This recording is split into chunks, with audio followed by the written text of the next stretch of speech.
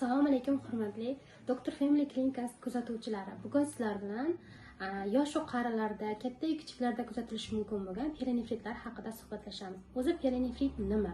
Pielonefrit yurak parenximasining yallig'lanishi bo'lib, har xil etiologik omillar sabab bo'lishi mumkin. Bulardan birinchisi bu infeksiyalar hisoblanadi. Infeksiya natijasida siydik yo'llar infeksiyasi orqali buyraklarni zararlab qo'yadi. Bunda nimalar kuzatilishi mumkin? Klinik belgilarni asosan isitma, siydik miqdorining ko'payishi, poliuriya, ko'p siyish deyiladi. Bundan tashqari siyganda achishish, belda og'riq kuzatilishi mumkin.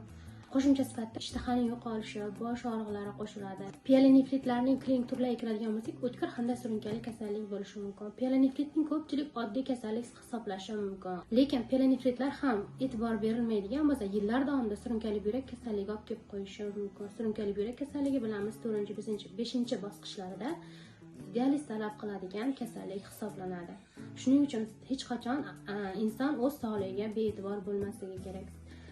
Sizda shunday shikoyatlar kuzatilyaptimi? Tana harorati ko'tarilishi, qon bosimining oshishi, siydik miqdorining ko'payishi yoki kamayishi, siydikda oqsil chiqishi, gematuriya bo'lishi, leykositlarning ko'payishi. Darhol nefrolog shifokorlarga murojaat qiling. Sizlarda quyidagi klinik belgilar bo'yicha qandaydir savollar tug'iladigan bo'lsa, shu videomiz kommentariyasida savollaringizni yozib qoldirishingiz mumkin yoki pastda qoldirilgan telefon raqamlariga murojaat qilishingiz mumkin. Albatta qo'limdan kelgancha yordam berishga harakat qilaman. Sizlar bilan vrach-nefrolog Nigora Tromboyeva bo'ldi. E'tiboringiz uchun rahmat.